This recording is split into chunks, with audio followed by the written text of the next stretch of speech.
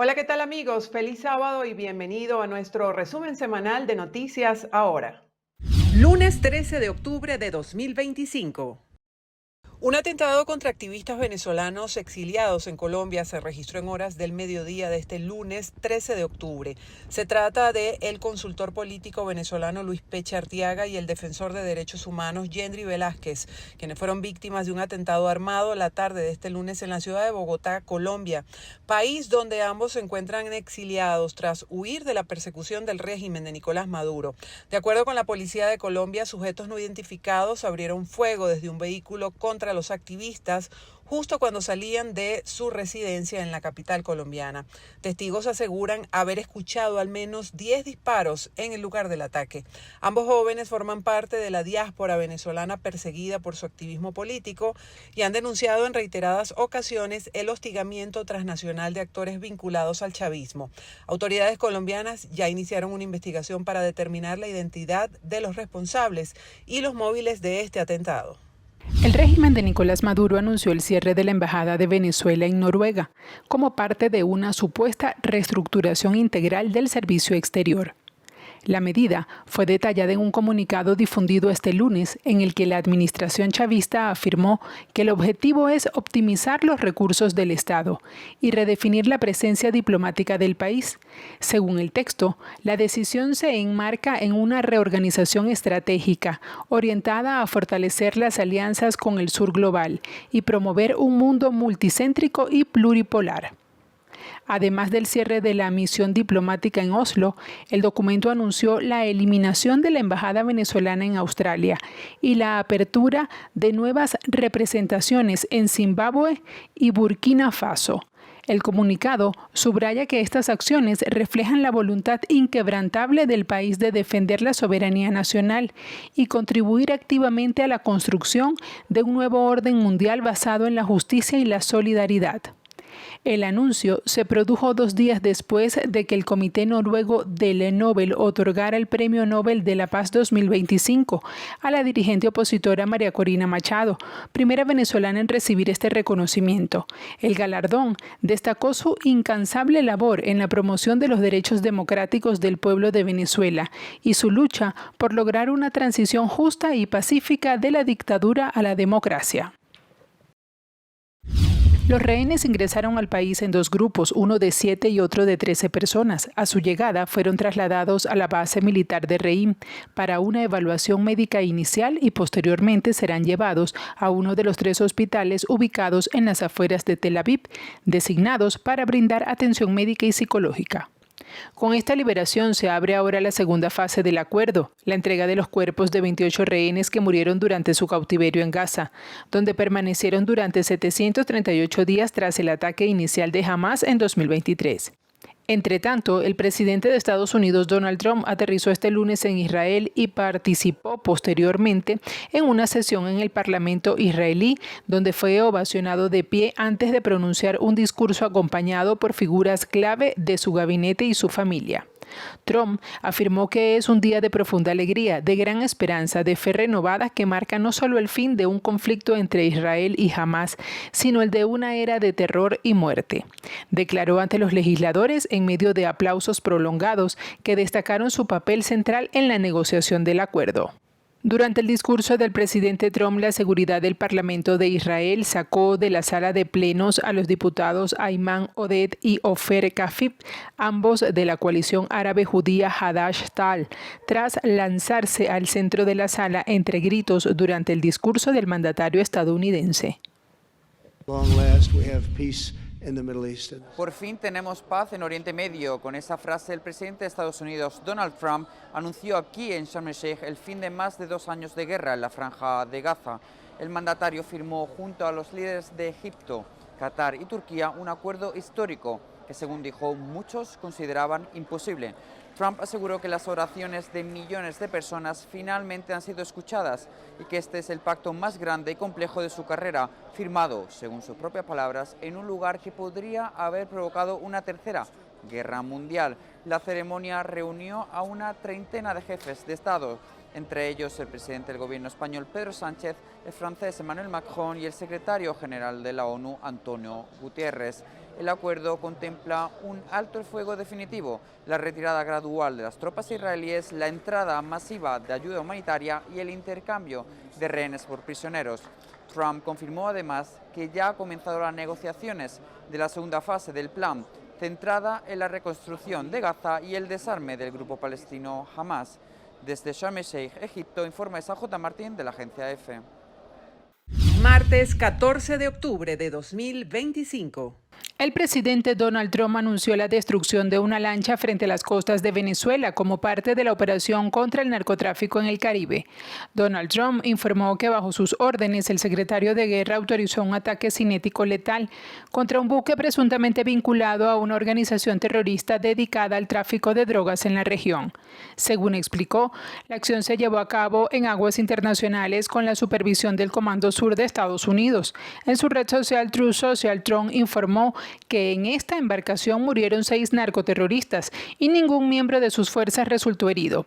Al menos 4 presuntas embarcaciones dedicadas al tráfico de drogas han sido destruidas en aguas del Mar Caribe y 21 personas han perdido la vida, según informaron del gobierno de los Estados Unidos. La Embajada de Estados Unidos en Barbados confirmó la gira del jefe del Comando Sur estadounidense Alvin Halsey, que comenzará este martes y se centrará en fortalecer la cooperación en materia de seguridad. Según el comunicado oficial, las reuniones abordarán temas como el crimen organizado transnacional, el tráfico ilícito y la seguridad fronteriza.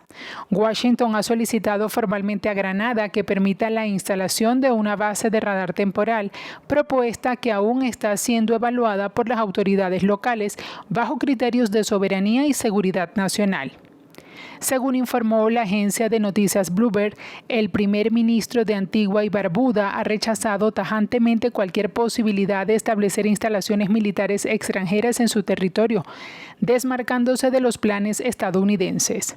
La visita de Halsey ocurre en un contexto delicado. Desde agosto, Estados Unidos ha desplegado al menos 8 buques de guerra y miles de soldados en aguas cercanas a Venezuela, en lo que la administración Trump ha calificado como una ofensiva contra el narcotráfico. Sin embargo, la falta de transparencia y las acciones letales que han dejado al menos 21 muertos. El analista político Walter Molina calificó los hechos como un nuevo caso de violencia política en territorio colombiano, por lo que a su juicio se debe exigir al gobierno del presidente Gustavo Petro mayores medidas para la protección de solicitantes de refugio en ese país. Hay que interpelar al presidente Gustavo Petro. Está claro que el presidente Petro no solo no está actuando como lo que es, como el jefe de Estado de un gobierno, de un territorio cuya seguridad depende de él, sino que está actuando básicamente como un colaborador del régimen de Nicolás Maduro, un régimen criminal, un régimen narcoterrorista que comete crímenes dentro de Venezuela y que comete crímenes transnacionales, como ya ocurrió con el teniente Ojeda en Chile. Y este móvil que ocurrió contra Peche y contra Velázquez tiene la misma tónica. Fue un mensaje, fue un atentado contra 2 perseguidos políticos venezolanos que en este caso se encuentran en Colombia, que están en Colombia porque están huyendo del régimen de Nicolás Maduro. Entre tanto, el psicólogo social y profesor universitario Andrés Antillano indicó que hechos como el ocurrido son parte del estado de indefensión en el que viven los migrantes venezolanos.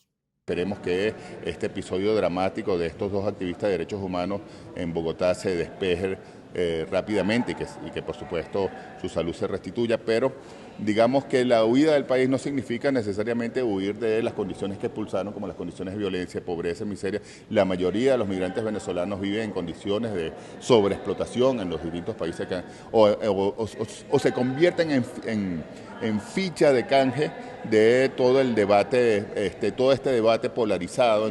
En este sentido, el rector de la Universidad Central de Venezuela, Víctor Rago, indicó que se debe esperar la investigación por parte de las autoridades colombianas para esclarecer los hechos. Vamos a esperar que los hechos se esclarezcan, no solamente por el hecho de que la víctima sea usevista, en el caso de cualquier venezolano que sufra consecuencias de ese tipo, pues eso nos suscita la mayor preocupación. Vamos a esperar a ver que se ponen claros. Colombia es el principal país receptor de población venezolana en situación de movilidad. Un informe de Provea, publicado este martes, documentó cómo decisiones recientes del gobierno de Gustavo Petro han debilitado la respuesta estatal y dejado sin protección a quienes huyen de la crisis venezolana, incluso en casos que requieren protección internacional urgente. El Sindicato Nacional de Trabajadores de la Prensa en Venezuela denunció nuevas y graves manifestaciones de censura en circuitos radiales de alcance nacional que han derivado en amenazas y suspensiones temporales de periodistas por cubrir asuntos de evidente interés público. Entre los casos recientes, la organización ha destacado la prohibición de informar sobre el atentado contra 2 activistas venezolanos exiliados en Colombia ocurrido en Bogotá. El sindicato recuerda además que anteriormente se registraron represalias contra comunicadores que abordaron el otorgamiento del Premio Nobel de la Paz a María Corina Machado. El Sindicato Nacional de Trabajadores de la Prensa sostiene que estos hechos constituyen una clara violación a la libertad de expresión, al derecho de todos a estar informados. Señaló el CNTP que tales medidas reflejan un avance de la censura que busca borrar de la agenda pública los temas que incomodan al poder. La organización rechazó cualquier práctica que imponga vetos, silencie voces o limite la posibilidad de analizar hechos relevantes de la vida nacional. La censura, sea por imposición directa o por miedo a represalias, constituye una forma de violencia contra el periodismo, enfatizó el sindicato. En este sentido, expresan su respaldo a los comunicadores afectados y reiteran su compromiso con la defensa del ejercicio libre, digno y responsable del periodismo en Venezuela. Sí, gracias por este contacto. Estamos en el Callao, al sur del estado Bolívar, y más temprano conversamos con Coromoto Lugo, alcalde de esta localidad. El funcionario, en primer lugar, lamentó este trágico accidente que ocurrió exactamente en el sector minero Cuatro Esquinas de Caratal. La cifra que hasta ahora manejan las autoridades es de 14 mineros fallecidos, tal como tú lo indicaste, Mónica. Lo que hemos conversado con algunos sobrevivientes es que durante una fuerte lluvia las galerías de este sector minero se inundaron y lamentablemente los trabajadores del oro quedaron atrapados. Algunos lograron salir, sobrevivir a este trágico hecho, pero como ya han dicho las autoridades, por lo menos 14 personas permanecen en estos fosos. Vamos a escuchar el testimonio del alcalde. Hemos tenido una tragedia que hemos lamentado, casi 14 muertos, una cifra extraoficial que ha dado los cuerpos de seguridad que están manejando esa situación. Y ese hecho, bueno, enluta muchos hogares de lo que es el estado Bolívar y a nivel nacional. Comienza a llover el día domingo de las 6 de la tarde, casi 6 horas lloviendo, y ocurre un hecho que ha lamentado todo el Callao, todos los mineros.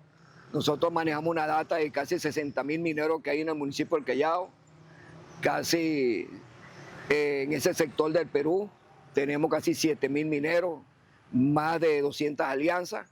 Mónica, es importante mencionar que de momento las autoridades no han logrado extraer los cuerpos de las minas porque la zona todavía está inundada en las galerías subterráneas. Así que el trabajo que están realizando ahora es la extracción del agua con motobombas y equipos especializados para posteriormente iniciar entonces la recuperación de los cadáveres. Nosotros estamos acá en el lugar de este trágico accidente y por supuesto que los detalles se los llevaremos a nuestra audiencia a través de la pantalla y de las emisiones de noticias de BPI TV. En el Callao, Bolívar, Carlos Uniaga, BPI TV. El presidente del gobierno español, Pedro Sánchez, expresó este martes su respeto por el trabajo de la líder opositora venezolana María Corina Machado, pero ha evitado comentar si considera justo o no que se le haya otorgado el Premio Nobel de la Paz. No ha habido hasta ahora una felicitación de Sánchez por este galardón y al ser consultado en una entrevista en la cadena SER, ha señalado que respeta y mucho la labor de Machado, pero que él nunca se pronuncia ni felicita a quienes consiguen los premios Nobel.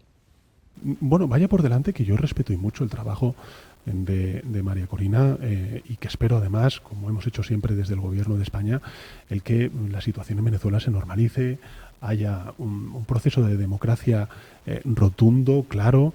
Nosotros creo que hemos sido bastante, contundentes en nuestro rechazo al reconocimiento de los resultados electorales en Venezuela en las últimas elecciones, pero yo es que no me pronuncio sobre ¿Nunca felicita el premio Nobel? Los premios Nobel, ¿no? Entonces, ¿le parece justo este premio Nobel?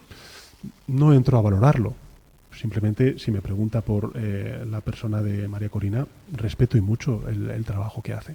Voy de aquí. A pesar de que Pedro Sánchez señaló que no acostumbraba a felicitar a los galardonados con el Premio Nobel de la Paz, hay registros en su cuenta de X, @SánchezCastejón, que dan cuenta de su felicitación a quienes le ha sido adjudicado este galardón en 2014, 2016, 2020, entre otros años. Miércoles 15 de octubre de 2025. De acuerdo con el medio estadounidense, esta decisión forma parte de la estrategia del mandatario republicano para intensificar la presión contra Nicolás Maduro y su entorno. El reporte detalla que la autorización permitiría a la CIA llevar a cabo operaciones letales dentro del territorio venezolano y ejecutar acciones en el Caribe.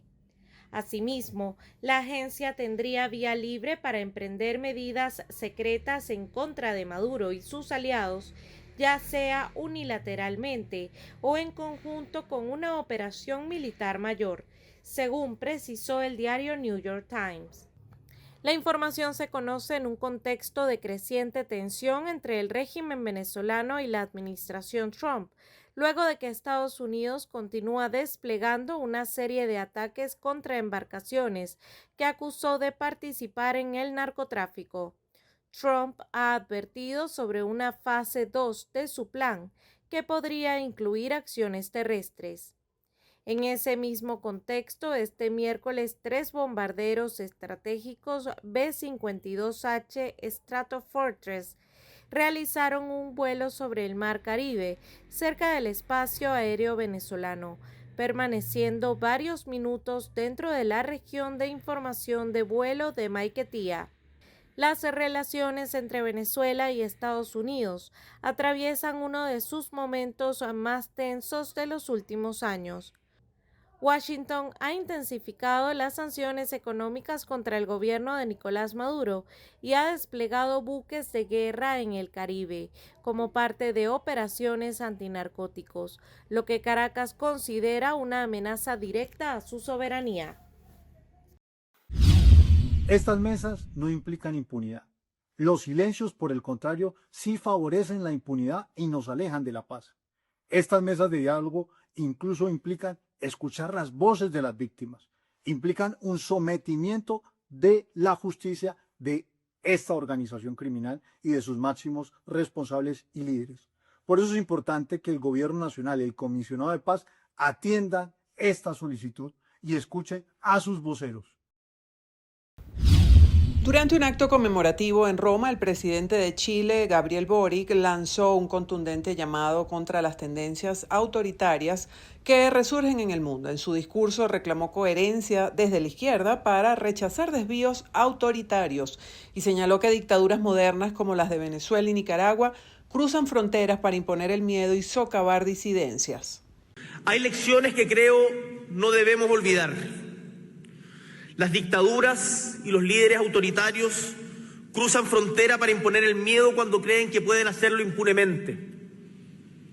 Sin ir más lejos, en Chile tenemos el caso del asesinato de un ex militar venezolano, en donde uno de los sospechosos de haber perpetrado el asesinato es el mismo régimen del dictador Nicolás Maduro, que se robara las elecciones en su patria. Entonces acá menciono esto porque es importante decir desde la izquierda que no podemos perder de vista que los desvíos autoritarios pueden estar a la orden del día en cualquier lado y que la defensa de la democracia tiene que ser sin dobles estándares. Durante su discurso en la Cámara de Comercio de Roma, el mandatario chileno aseguró que el crimen del teniente venezolano Ronald Ojeda evidencia cómo las dictaduras cruzan fronteras para imponer el miedo cuando creen que pueden hacerlo sin castigo. Durante un encuentro realizado este martes en la Casa Blanca con el mandatario argentino, Trump fue claro al señalar que si los resultados favorecen a Milei, habrá mayor disposición para sostener el apoyo económico.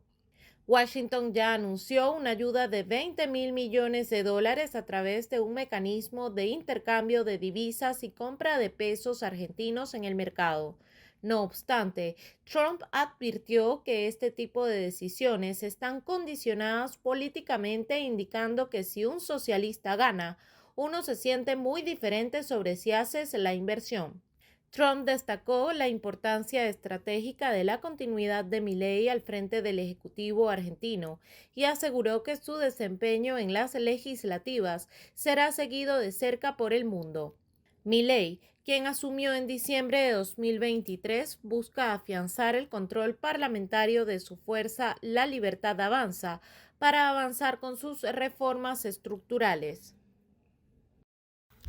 La medida afectará a los migrantes que reciban un permiso temporal de permanencia en el país, salvo en casos que cumplan con determinadas excepciones. Según el comunicado del Departamento de Seguridad Nacional, el cobro regirá para cualquier extranjero que reciba un permiso de permanencia temporal en los Estados Unidos que no cumpla con una excepción. El documento detalla que la tarifa también incluirá a quienes tengan solicitudes pendientes que aún no hayan sido aprobadas.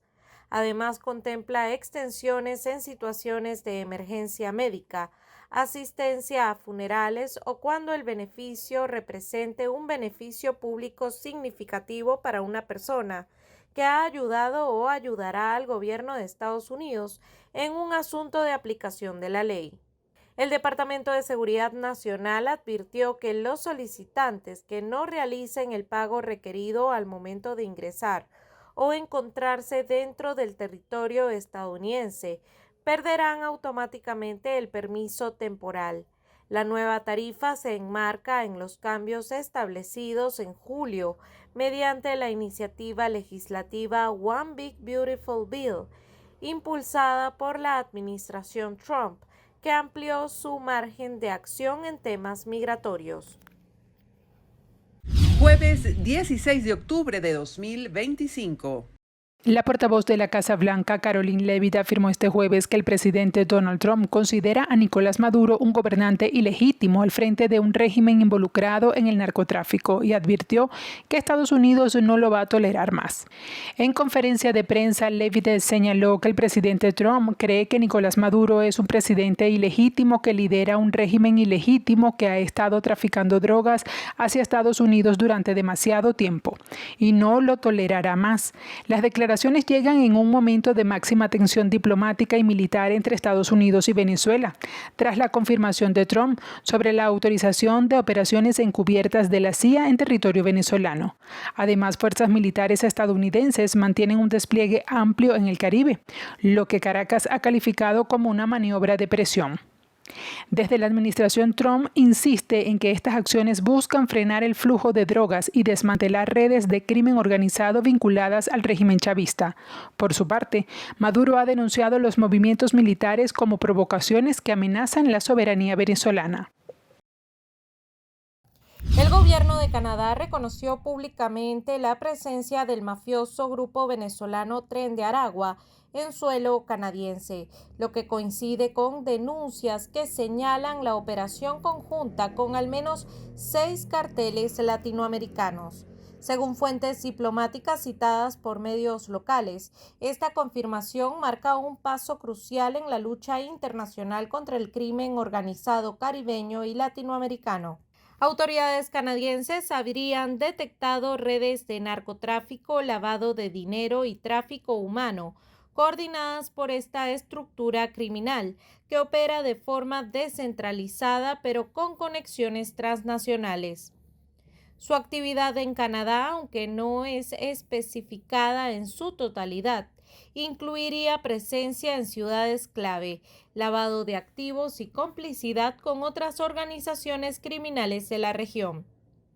El anuncio genera conmoción por su alcance. Un cartel vinculado al chavismo ha extendido su influencia hasta Norteamérica.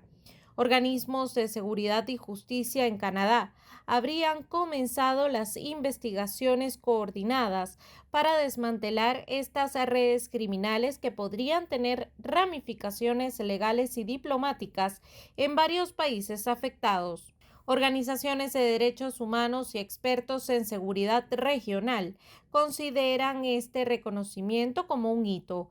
Por primera vez, un estado de alto nivel confirma abiertamente la infiltración de estructuras delictivas venezolanas en su territorio.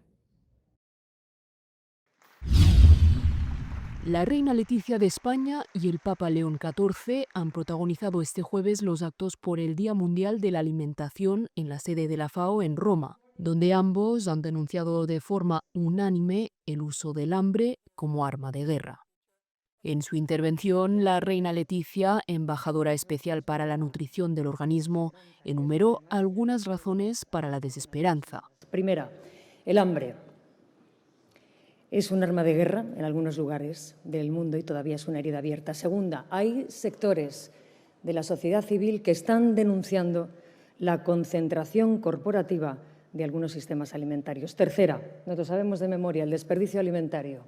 No obstante, la monarca finalizó llamando a la calma y a la colaboración. Y me gustaría, por favor, que si hay alguien en la sala o en algún lugar que tenga una idea mejor, que la cooperación multilateral para conseguir que las personas tengan una alimentación adecuada, que venga aquí, por favor, y que nos lo diga. Por su parte, el Papa León XIV, en su primera intervención en un foro internacional, fue igual de contundente. En un tiempo en el que la ciencia ha alargado la esperanza de vida, la tecnología ha acercado continentes y el conocimiento ha abierto horizontes antes inimaginables. Permitir que millones de seres humanos vivan y mueran golpeados por el hambre es un fracaso colectivo, un extravío ético, una culpa histórica.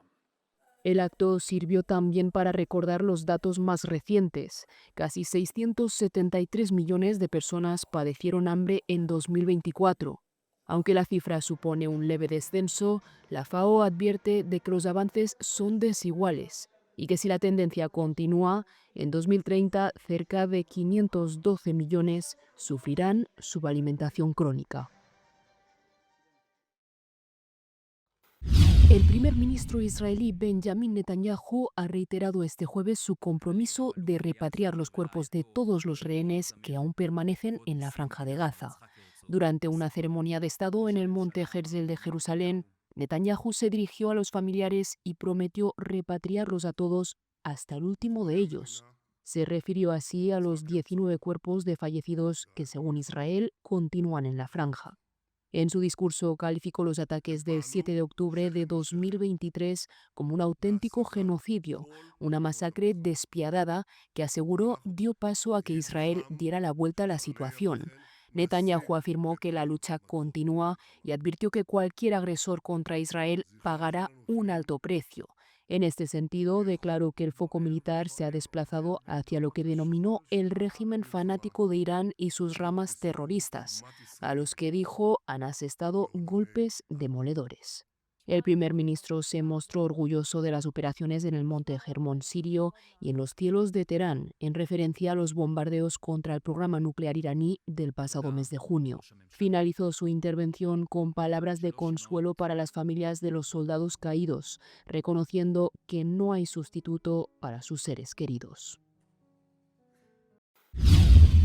Según el comunicado, el ataque del 13 de octubre constituye un intento directo de silenciar la defensa de los derechos humanos desde el exilio. Los firmantes, exiliados en Alemania, Argentina, Brasil, Chile, Colombia, España, Estados Unidos, México e Irlanda, advirtieron que el hecho se enmarca en un patrón de violencia extraterritorial asociada a la represión estatal venezolana, que ha replicado agresiones, vigilancia y hostigamiento fuera del país. La represión transnacional debe ser condenada, recordaron, citando declaraciones de la relatora de la Organización de Naciones Unidas para el Derecho de Libertad de Asociación, Gina Romero. El comunicado destacó que tanto Velázquez como Peche fueron atacados con armas de fuego al salir de su residencia, resultando con fracturas y lesiones graves que requerirán múltiples cirugías. Los defensores agradecieron la reacción inmediata de vecinos y de la comunidad, que permitió su traslado y atención oportuna en un hospital de Bogotá. Los activistas denunciaron que la persecución desde el exilio mantiene un clima de miedo entre los migrantes venezolanos y evidencia la insuficiencia estructural del sistema colombiano de protección. En ese sentido, subrayaron que ni las solicitudes de refugio ni los acompañamientos institucionales han garantizado la seguridad de quienes son perseguidos por motivos políticos. Exigieron al gobierno colombiano adoptar medidas urgentes y adecuar sus políticas a los estándares internacionales establecidos por la Corte Interamericana de Derechos Humanos y la Misión de Determinación de los Hechos de la Organización de Naciones Unidas. Agradecieron además la condena pública emitida por la oficina del Alto Comisionado Volker Turk en Colombia, advirtiendo la gravedad de confirmarse un caso de persecución transnacional.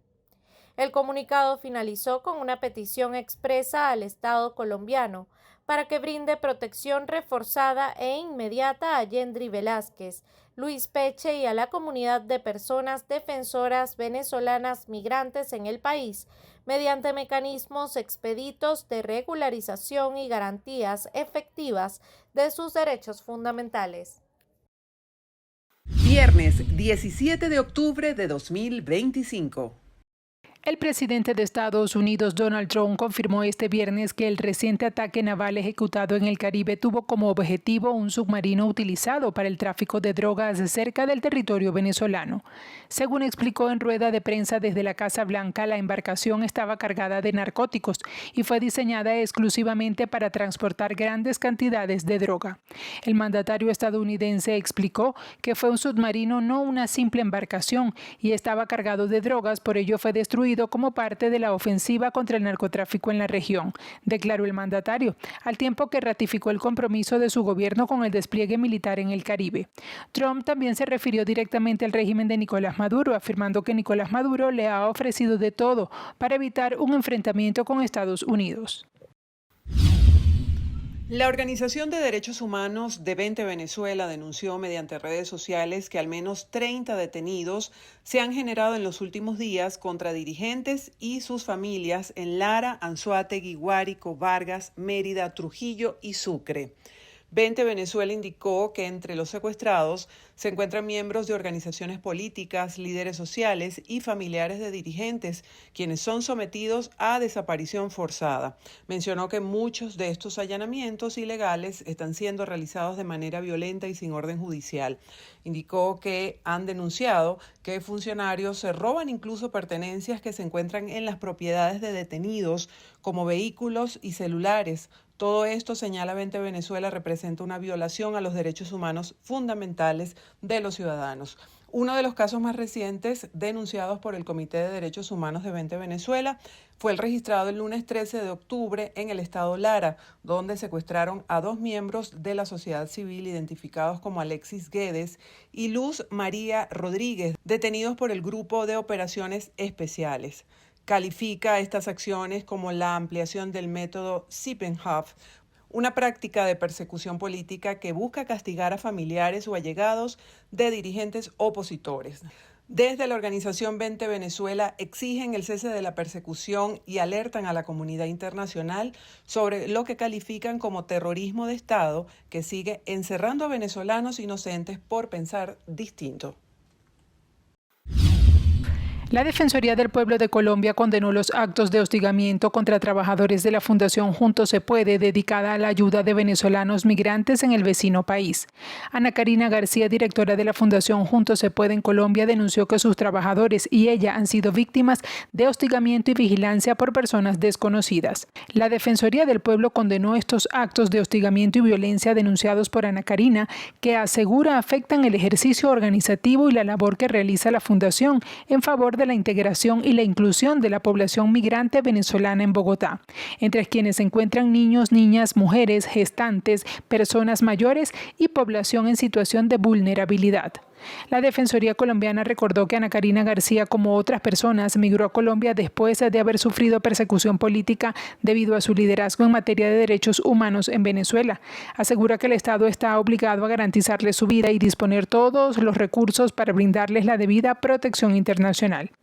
La Defensoría informó que han instado a la Cancillería, Policía y Fiscalía colombiana, así como la Unidad de Protección, para que desplieguen todas las acciones pendientes a brindar seguridad y protección a la Fundación y a sus miembros. El día lunes 13 de octubre, también 2 activistas de derechos humanos venezolanos sufrieron un atentado violento en el norte de Bogotá. Bolivia vive el silencio electoral antes de la histórica segunda vuelta presidencial del domingo, donde Rodrigo Paz y Jorge Quiroga competirán por liderar un país marcado por la crisis económica y el fin de 20 años de gobierno del MAS, con medidas estrictas de propaganda y preparación logística bajo la supervisión del Tribunal Supremo Electoral.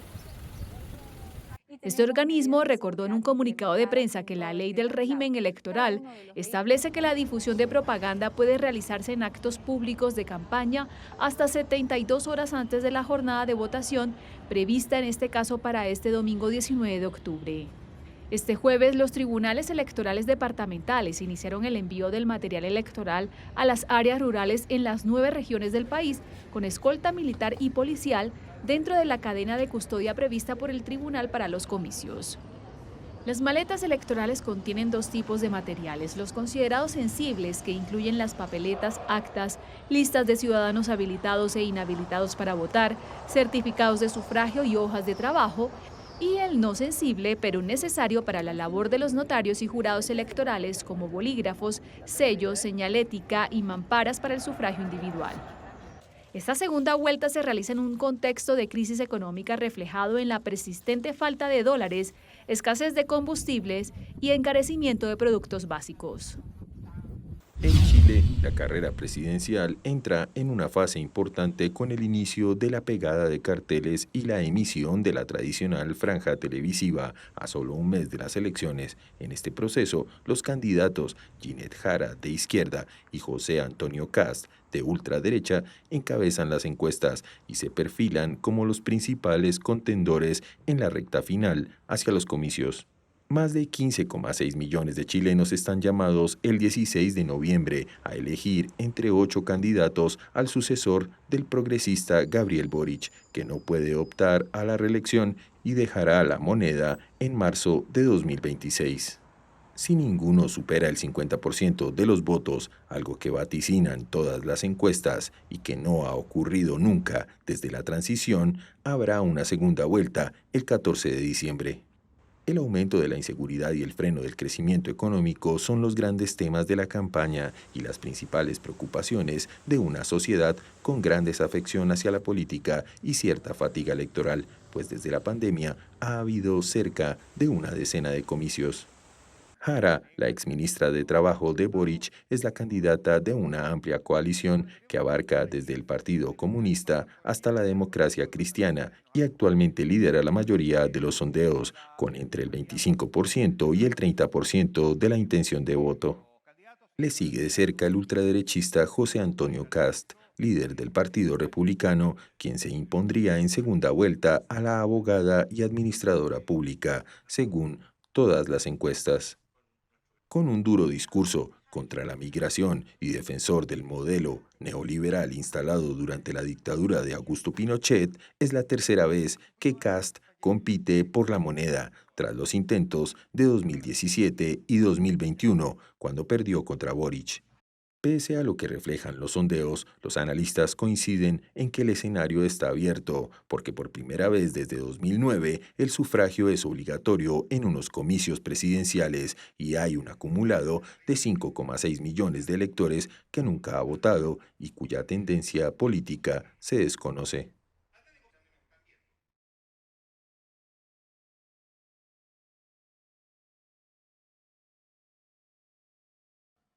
Así finalizamos nuestro acostumbrado resumen de Noticias Ahora de los sábados. La invitación es para que continúen en sintonía de BPI TV.